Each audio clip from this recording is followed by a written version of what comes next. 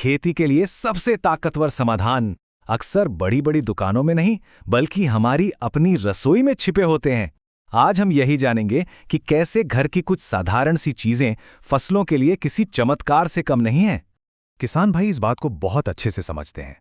बाजार में जाओ तो चमकती बोतलें, बड़े बड़े वादे और नतीजा अक्सर कुछ नहीं। पैसा भी गया, मेहनत भी गई। तो सवाल ये है कि क्या इसका कोई और रास्ता है? तो चलिए फटाफट देखते हैं कि आज हम क्या-क्या जानने वाले हैं।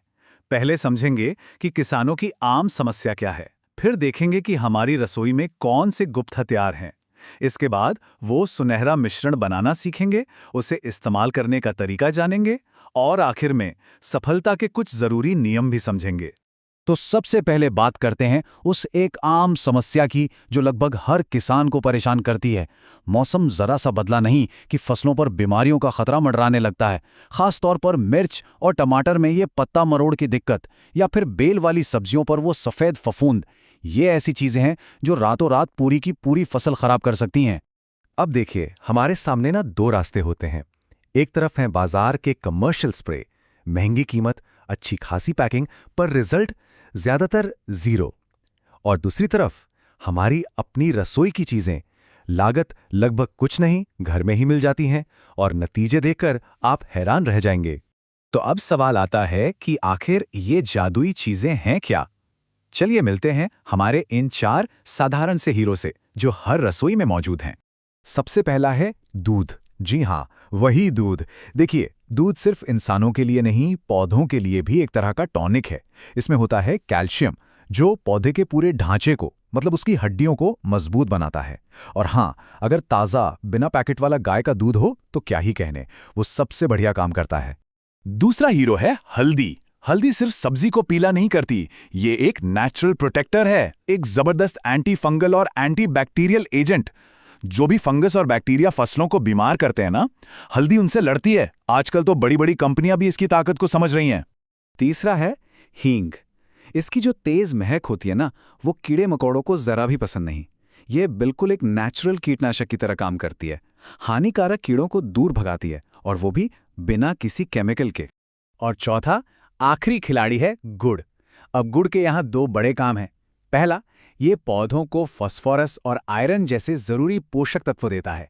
और दूसरा, ये एक स्टिकर का काम करता है। मतलब जब हम स्प्रे करते हैं तो ये घोल को पत्तियों पर चिपकाए रखता है ताकि वो जल्दी धुले नहीं और अपना काम अच्छे से कर पाए। ठीक है, तो अब जब हम इन चारों हीरो की शक्तियों को जान चुके हैं, तो अब वो समय आ गया है कि हम इस सुनहरे मिश्रण को बनाने की विधि देखें। बहुत आसान है, ध्यान से सुनिएगा। यहाँ जो मात्रा बताई जा रही है वो 1 एकड़ खेत के लिए है। तो इसके लिए चाहिए होगा 200 लीटर पानी, 4 से 5 लीटर दूध, 100 ग्राम हल्दी, 20 ग्राम हींग और 400 ग्राम गुड़। मात्रा का सही होना बहुत जरूरी है, तो इसे नोट कर लें। तो इसे बनाना कैसे है? सबसे पहले हल्दी और हींग को थोड़े पानी में घोल दीजिए। अच्छा रहेगा अगर इसे रात भर के लिए छोड़ दें। अगली सुबह जो सबसे जरूरी काम है वो है घोल को एक डबल कपड़े से अच्छी तरह छानना। ये स्टेप बिल्कुल भी मिस नहीं करना है, वरना स्प्रे पंप की नोजल बंद हो जाएगी। जब ये छन जाए तो दूध और इस छाने हुए घोल को अपने मेन 200 लीटर वाले टैंक में डाल दीजिए। आखिर में गुड़ मिलाइए और इस्तेमाल से पहले पूरे घोल को एक बार अच्छे से हिला लीजिए। तो लीजिए, हमारा गोल्डन मिक्सचर तो तैयार है। पर रुकिए, इसे बनाने से भी ज्यादा जरूरी है इसे सही तरीके से सही समय पर इस्तेमाल करना। तो चलिए अब एप्लीकेशन गाइड पर चलते हैं। इस स्प्रे को लगभग सभी सब्जियों पर इस्तेमाल किया जा सकता है।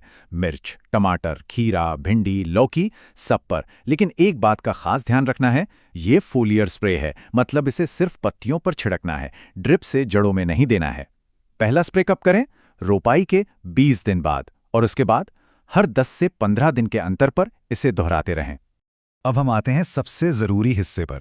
कुछ नियम, कुछ सावधानियां, जिन्हें अगर नहीं माना तो सारी मेहनत पर पानी फिर सकता है। तो इन्हें बहुत ध्यान से समझना है। नियम नंबर 1, ये 0% केमिकल वाला फॉर्मूला है। मतलब इसे किसी भी तरह के रासायनिक कीटनाशक या फंगिसाइड्स के साथ मिक्स करने की गलती बिल्कुल ना करें। और हाँ, जिस टंकी से स्प्रे कर रहे हैं उसे भी इस्तेमाल से पहले अच्छी तरह साफ कर लें ताकि उसमें पहले का कोई केमिकल बचा ना हो।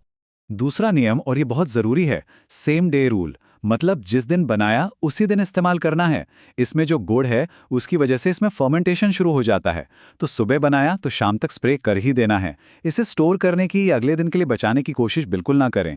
नियम नंबर 3 है सही समय। स्प्रे करने का सबसे अच्छा समय होता है या तो सुबह सुबह जब धूप हल्की हो या फिर शाम को जब सूरज ढल रहा हो। दोपहर की कड़कती धूप में कभी भी स्प्रे न करें। इससे फायदा तो नहीं होगा, उल्टा पत्तियां जल सकती हैं। और चौथा और आखिरी नियम, ये बहुत छोटा सा है पर असर बहुत बड़ा डालता है। स्प्रे करने से 1 या 2 दिन पहले पौधों को अच्छी तरह से पानी जरूर दे दें। जब पौधे में नमी होगी तो वो इस घोल के पोषक तत्वों को बेहतरीन तरीके से सोख पाएगा। तो अगर इन सब नियमों का पालन किया तो रिजल्ट क्या मिलेगा? पहला, बीमारियों से रोकथाम होगी, खासकर पत्ता मरोड़ और फंगस वाली बीमारियों से। दूसरा, पौधों को कैल्शियम जैसे जरूरी पोषक तत्व मिलेंगे। और तीसरा, पौधे का पूरा ढांचा ही मजबूत हो जाएगा। मतलब ये एक पूरा पैकेज है, सुरक्षा भी, पोषण भी और ग्रोथ भी। तो आखिर में बस यही कहना है कि सबसे शानदार नतीजे अक्सर सबसे महंगी बोतल से नहीं आते। वो आते हैं उन चीज़ों के समझदारी भरे इस्तेमाल से जो हमारे पास पहले से ही मौजूद हैं। असली ताकत हमारी अपनी रसोई में, हमारी अपनी समझ में है।